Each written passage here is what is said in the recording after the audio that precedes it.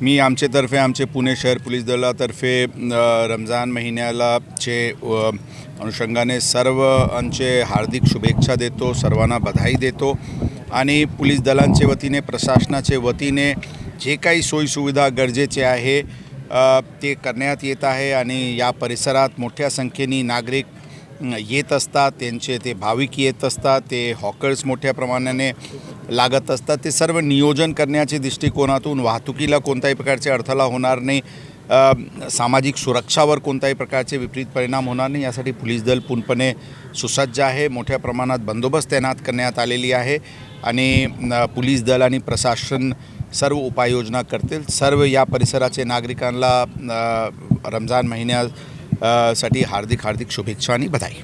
आणि काय सांगाल की आता हे जे वाहतुकीचा एक प्रश्न आहे, ॲप लॉन्च करण्यात आला आहे त्याच्याबद्दल तुम्ही काय सांगाल? अत्यंत चांगले हे उपक्रम सुरू करण्यात आलेली आहे। सकाळीचे जे अजानचे विषय होता ते विषयाचे निराकरण करण्याची दृष्टिकोनातून हे ॲप तयार करण्यात आलेले आहे आणि ॲपमध्ये ऑलरेडी 6,500 लोक ते ॲपचे वापर करत आहे।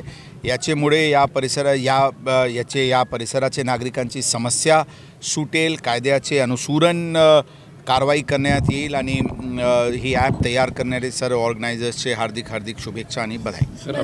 रमजानच्या काळामध्ये वाहतुकीत म्हणजे खूप मोठा प्रश्न आहे। वाहतुकीचे नियम उल्लंघन केलं म्हणजे जर ट्रिपल सीट असेल, हेल्मेट नसेल, मोबाईलवर बोलत असाल तर नागरिकांना दंड आकारला जातोय, त्यांना कडक नियम केले जातात। मात्र गेल्या काही दिवसांमध्ये पोलिसांचे देखील व्हिडिओ व्हायरल होतात आहे सोशल मीडियावरती।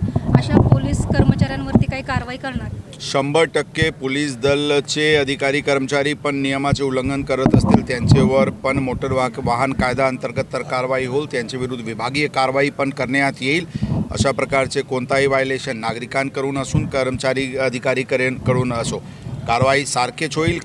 उलट आमचे अधिकारी कर्मचारी उल्लंघन करत असतील विभागीय कारवाई पण होणार आहे आणि ही मोहीम जे ट्रिपल सीट बद्दलची आणि रॉंग साईड चालवणाऱ्याची आणि ड्रंक अँड ड्रायव्हिंग इत्यादी यावर मोहीम आणखी जोरात पुढच्या काळात राबवणार आहे। कोंढव्यामध्ये गुन्हेगारी वाढती आता सध्या, तर त्याच्यावर तुम्ही काय सांगाल?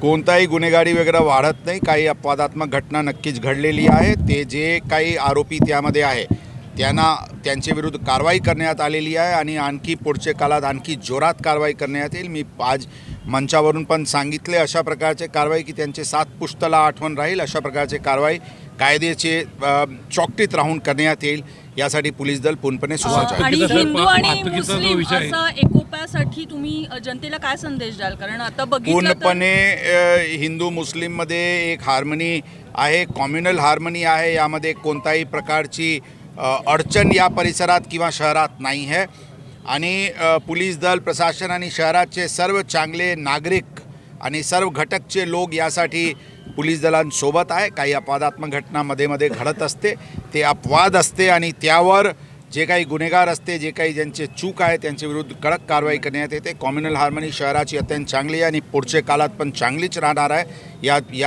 याचा मला पूर्ण विश्वास आहे। स्थानिक लोकांनी या ठिकाणी जे अर्ज केलेले आहेत की हॉटेल व्यावसायिकांमुळे वाहतूक कोंडी होती, त्या संदर्भात व्यावसायिक लोकांनी एक विनंती केलेली आहे की पोलिसांनी आम्हाला धंदा लावण्यासाठी सहकार्य करावे। या संदर्भात आपण काय माहिती द्याल? लोकांचे धंदा पण चालतील, जे लोक आहे जे इथे येऊन ते उत्साह साजरा करतात त्यांना पण कोणत्याही प्रकारची अडचण येऊ देणार नाही। आम नागरिक किंवा रहदारी जे या परिसरात राहतात आणि त्यांचे येणे जाणे असते त्यांचे पण सोयीसुविधासाठी बंदोबस्तमध्ये वाढ करण्यात आलेली आहे। वाहतुकीचे नियमन पण सुरू आहे।